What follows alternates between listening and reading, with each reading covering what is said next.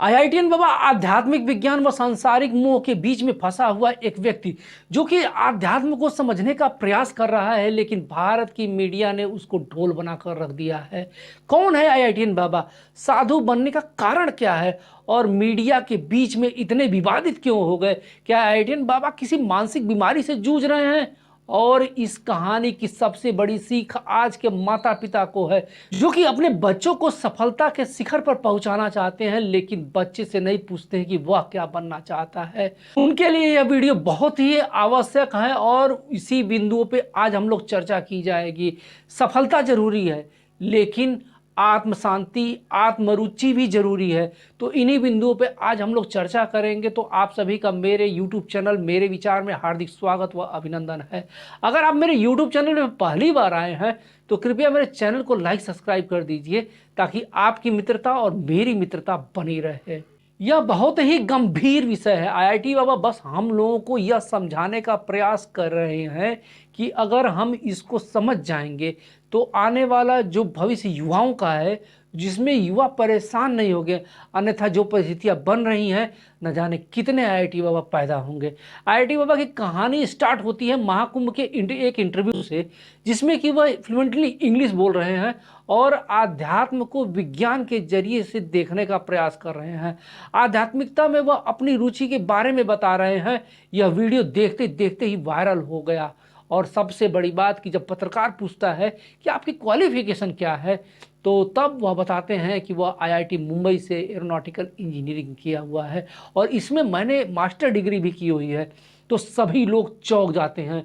एक IIT engineering से किया हुआ आदमी एक साधु कैसे बन जाता है? तो इसी की कहानी है। हम लोग चालू करते हैं आईआईटी बाबा की कुंभ तक की कहानी को। आईआईटी बाबा का असली नाम जो है वह है अभय सिंह और इनका जन्म झज्जर के सिसरौली ग्राम में हुआ था। और यह शुरुआती जो इनकी पढ़ाई है वह झज्जर में हुई थी। पढ़ाई में ये बहुत ही होनहार थे। इसके बाद परिवार ने उन्हें आईआईटी की कोचिंग करने के लिए कोटा भेजना चाहा, लेकिन अभय ने कहा कि नहीं, वो दिल्ली में कोचिंग करना चाहते हैं। तो अभय ने आईआईटी का एग्ज़ाम पास किया और इसके बाद आईआईटी एग्ज़ाम को क्रैक करने के बाद वो मुंबई में एडमिशन लेते हैं और अभय वहाँ से एयरोस्पेस इंजीनियरिंग में बीटेक की डिग्री लेते हैं और इसके बाद वो मास्टर की डिग्री लेते हैं।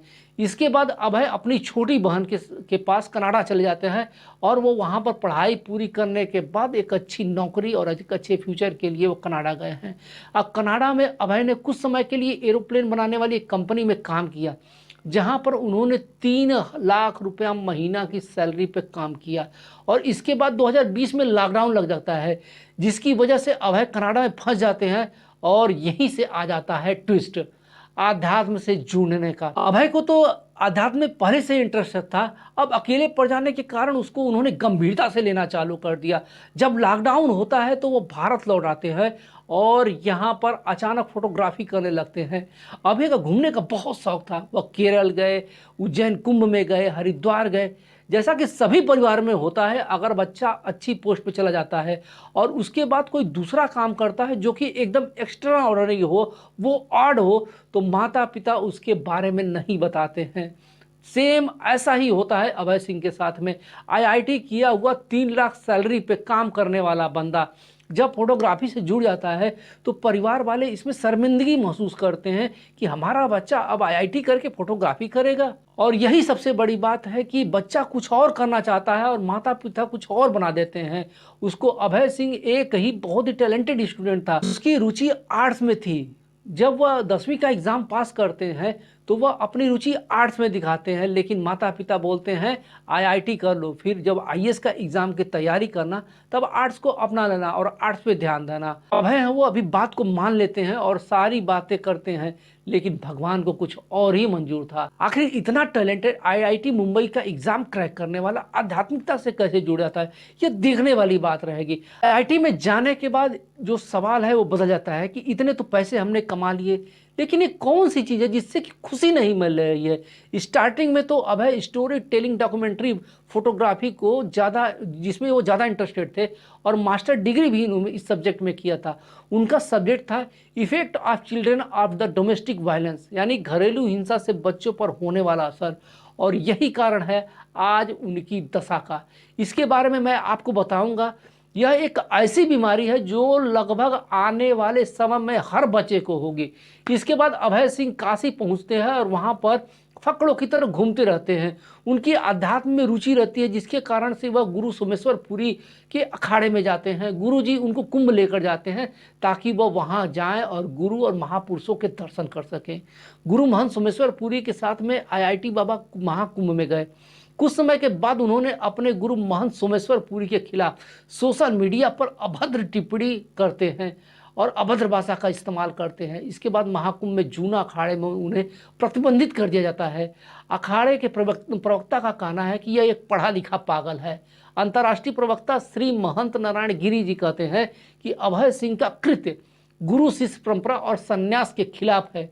उन्होंने अपने गुरु को अपशब्द कहे। अभय सिंह साधु नहीं है, लखनऊ में ऐसे ही घूमते आ गए और स्वयंभू साधु बनकर घूम रहा है।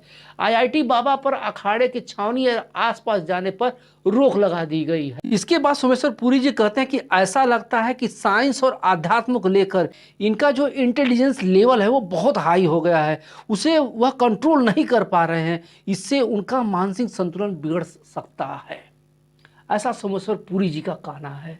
एक के बाद वो विवादों में घिरते चले जाते हैं और यहाँ पर कुछ हाईलाइटेड भी है और कुछ बनाए गए विवाद भी हैं। जबरदस्ती बनाया गया है उसके बारे में मैं आपको बताऊंगा। पहले जो विवाद है जो उनके माता पिता को लेकर है, जिस सब्जेक्ट पर उन्होंने डॉक्यूमेंट्री बनाई थी उसी के आधार पर उन्होंने इस बात को कहा है कि माँ बाप भगवान नहीं है, माँ बाप को भगवान ने बनाया है। असल में सतयुग वाला कॉन्सेप्ट कलयुग में यूज नहीं किया जा सकता है। माँ बाप भी भगवान जैसे अगर हैं तभी वो भगवान हो सकते हैं। यहाँ माँ बाप को तो बच्चों को ऐसा बड़ा करते हैं जैसे कोई घोड़े और गधे बना रहा हो। उनका काम तो बस बड़ा करना है और अपना काम निकलवाना है। माँ बाप नहीं बल्कि यह एक कलयुग का ट्रैक है। यहाँ पर बहुत यह बड़ी बात कर गए, बस आप लोग समझने का प्रयास कीजिए इस व्यक्ति ने किस आधार पर यह बात की है। आप अपने मन में विचार कीजिए। और ये जब एक न्यूज़ चैनल पे जाते हैं और उनसे आध्यात्मिक यात्रा के बारे में जब उनसे पूछा जाता है तो उन्होंने कहा कि वह एक खास यात्रा पर है। उनका उद्देश्य धर्म की स्थापना करना है और कलयुग के अंत में धर्म की स्थापना करने के लिए उन्होंने कल्कि का अवतार लिया है। इतना कहना बस था क्या कि साधु संत सन्यासी बाबा सारे इनके पीछे पड़ जाते हैं और इन्हें ढोंगी साबित करने का प्रयास करते हैं। लेकिन अगर सही मन से विचार किया जाए तो अभय अभी आध्यात्मिक क्षेत्र में नए हैं। बस उनके मुंह में माइक डालकर उनको बरगलाया जा रहा है। इसके बाद उनको भारत पाकिस्तान मैच के बारे में पूछा जाता है जिसमें वह कहते हैं कि शायद पाकिस्तान जीत सकता है लेकिन भारत जीत जाता है। इसके बाद लोग उन्हें बुरी तरीके से ट्रोल करते हैं। इसके बाद ऑस्ट्रेलिया और भारत का मैच होता है, इसके बारे में पूछा जाता है। फिर वो ऑस्ट्रेलिया का नाम लेते हैं, ऑस्ट्रेलिया जीत जाता है। अब उनसे पूछा जा रहा है कि भारत और न्यूजीलैंड में कौन जीतेगा, किसकी जीत होगी। तो किसी की भी जीत हो या किसी की भी हार हो, इसका आध्यात्मिकता से क्या लेना देना है। आखिर न्यूज चैनल वाले अपने TRP के लिए एक ऐसे व्यक्ति को परेशान कर रहे हैं जो अपनी जिंदगी से खुद परेशान है। वो खुद अपनी परेशानी को दूर करने के लिए आध्यात्मिकता चुनता है। आध्यात्मिकता आपको अपने में लगाना चाहता है। हद तो तब हो गई जब एक न्यूज चैनल ने उनको बुलाया और उसी समय कुछ बाबा लोग आ जाते हैं और बाबा लोग कहते हैं इसको कुछ नहीं आता, बस यह बकवास करता है और उनके साथ में मारपीट की जाती है और न्यूज़ चैनल का दरवाज़ा बंद कर दिया जाता है और कहा जाता है कि ये लोग उनका पोल खोल देंगे। आप लोग एक व्यक्ति को जो परेशान है उसको उसके हाल पे छोड़ दीजिए। उसके बाद बात आती है जयपुर में क्या विवाद होता है, आप लोग सुनिए ना। इनकी ये मिली थी कि ये पार्क क्लासिक होटल में रुके हुए हैं रिद्धि सिद्धि चौराहे पे। ये सुसाइड अटेम्प्ट कर रहे हैं, ये सुसाइड कर सकते हैं, ये सूचना मिली थी। मौके पे गए थे तो इन्होंने कहा कि मैं तो गांजा सेवन करता हूँ, मेरे पास गांजा भी है, मैंने गांजा पी के कुछ कह दिया होगा। गांजे के साथ में पकड़ा जाता है लेकिन क्वांटिटी कम होने के कारण उनको छोड़ दिया जाता है और इसके बाद तो विवादों की झड़ी सी ही लग जाती है।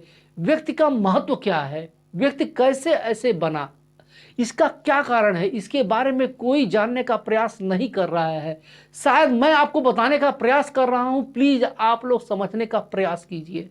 टाइम्स ऑफ इंडिया में एक आर्टिकल छपा, उस आर्टिकल के अनुसार बचपन में हुई मानसिक पीड़ा और माता पिता के खराब व्यवहार के कारण अक्सर जीवन में मनोवैज्ञानिक संकट बन जाता है।